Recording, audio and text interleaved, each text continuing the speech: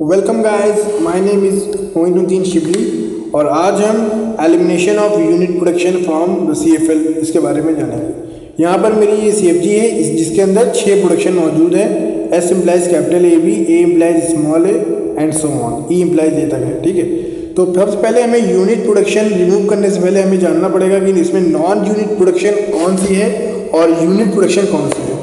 तो basically non unit production वो production होती है ये जो capital letter determine small letter हो, या फिर capital letter determine 2 capital letter या 3 कैपिटल लेटर हो।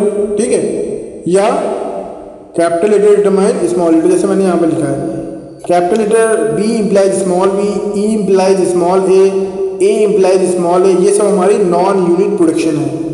इसका मतलब है कि जो हमारी नई प्रोडक्शन आने वाली है उसमें ये सारी प्रोडक्शन रहेंगी, मस्ट है, ये सब रहेंगी, ज़रूरी है।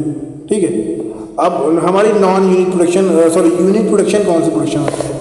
बेसिकली यूनिट प्रोडक्शन वो प्रोडक्शन होती है जो capital letter determine capital letter हो। जैसे A, मैं यहाँ मिसाल ले रहा हूँ, A implies B comma, B implies C comma, C implies D।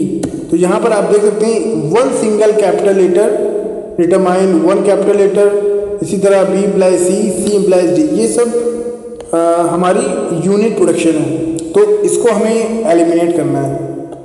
तो अब आइए अपने एग्जाम्पल पे आ जाते हैं हम लोग। ठीक है, तो पहले ही हमारी CFG है S implies capital A capital B। ये तो हमारी स्टार्टिंग सिंबल है S, तो ये हमारा CFG में रहेगा ही रहेगा, S इम्प्लाइज AB। ठीक है, पहली CFG हमारी ऐसी रहेगी। दूसरी CFG हमारी, दूसरी प्रोडक्शन हमारी बता रही है A इम्प्लाइज स्मॉल a, तो A इम्प्लाइज स्मॉल a। जैसा कि हमने आपको पहले ही बता दिया कि ये नॉन यूनिट प्रोडक्शन है, इसका मतलब है कि हमारी नई CFG में रहेगी। ठीक है, तो ये हमने लिख दिया।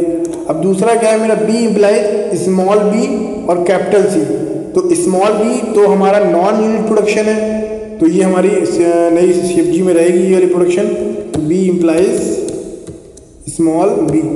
अब B इम्प्लाइज कैपिटल C है। ठीक है, अब आप यहाँ पर हम गौर करिए, B से हमें कैपिटल C मिल रहा है, C से हमें कैपिटल D और कैपिटल D से हमें E एंड फाइनली E से हमें A मिल रहा है। यानी यहाँ पर एक चेन बन गई है, C से D, B से C, C से D, D से E, E से स्मॉल a। फाइनली हमें चाहिए टर्मिनल, यानी स्मॉल लेटर वाले जो है वो हमें चाहिए, वो हमें मिल रहा है A।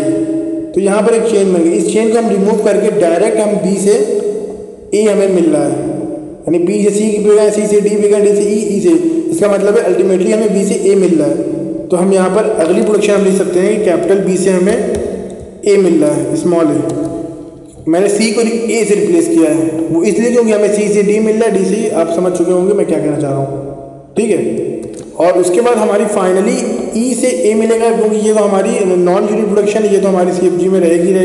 और हाँ, capital E implies small a, यानी फाइनली हमारी जो 5 प्रोडक्शन जो बनी है ये हमारी नॉन यूनिट प्रोडक्शन वाली प्रोडक्शन है, जिसमें से हमने यूनिट प्रोडक्शन को रिमूव कर दिया है। ठीक है, आप देख सकते हैं capital letter determine small letter, capital letter determine small letter, और यहाँ पर कोई भी यूनिट प्रोडक्शन नहीं है।